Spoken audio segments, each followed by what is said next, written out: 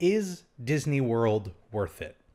It's a question a lot of people who have never been there ask before when considering whether or not they're going to go on a trip to Disney World. And it is a really unfair question to ask because it is a very nebulous question that depends on so many different variables. Do you like rides? Do you like theme parks? Where are you traveling from? How many people are you traveling with? Where do you want to stay? How much money are you willing to spend? So many elements go into asking and answering a question like that it just seems unfair to try and answer it within one YouTube video.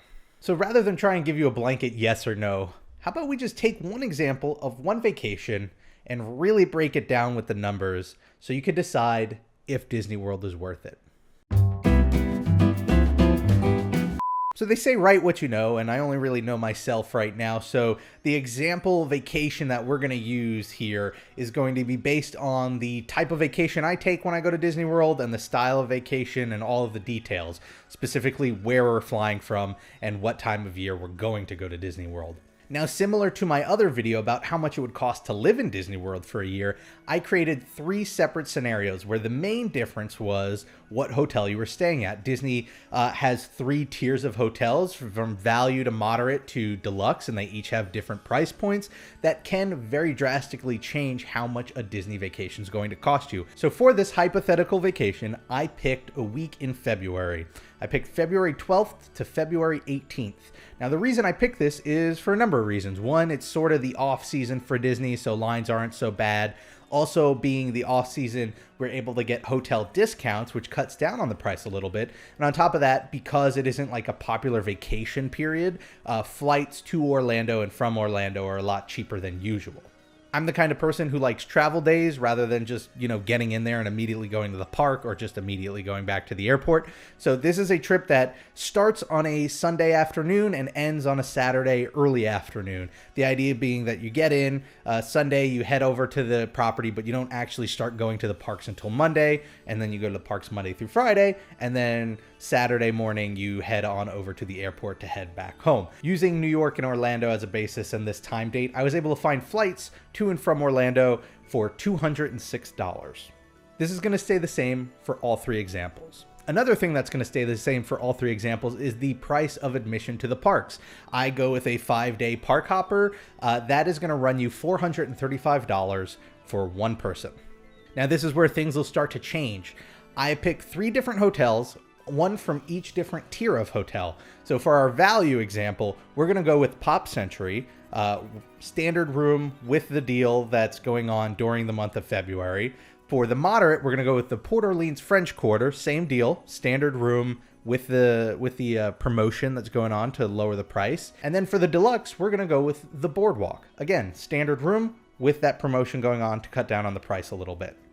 Now, that'll cover getting you to Disney and getting you back from Disney and where you're going to sleep and how you're going to get to the parks. But of course, you have to eat at the parks.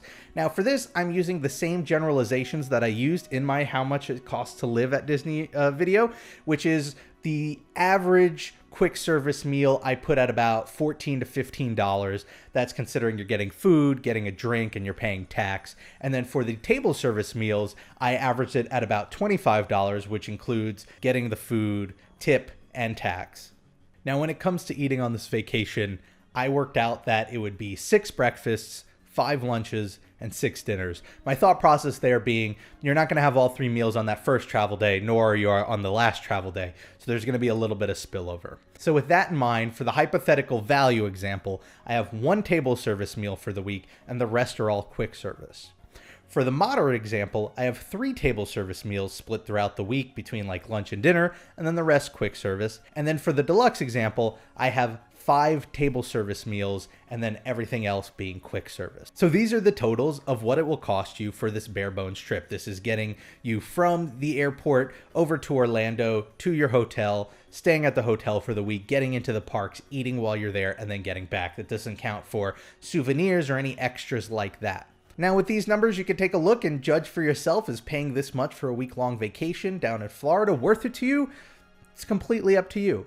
But let's go a little bit further with this. How much does it cost per hour to be at Disney? Let's assume for this vacation that we're sleeping 7 hours a night. That's, I think, a fair amount. That's enough that you're going to get the energy you need, but you're still going to be up and doing things like crazy. I did account for the fact that it would take about an hour from landing at the airport to getting to Disney, and you get picked up about 3 hours before your flight to leave for Disney. So with sleep accounted for, that means you're looking at a total vacation time of 101 hours at Disney World. What does that break down to? Well, for the value plan, that means you're going to be paying $16.30 an hour to enjoy Disney World. For the moderate plan, that bumps up to $22.01 per hour. The deluxe plan, $32.33 an hour to enjoy Disney World. So is Disney World worth these prices? That's going to, again, boil down to you and what you value when it comes to a vacation. I personally think they do, but then again, I'm biased. I have a whole YouTube channel all about Disney World.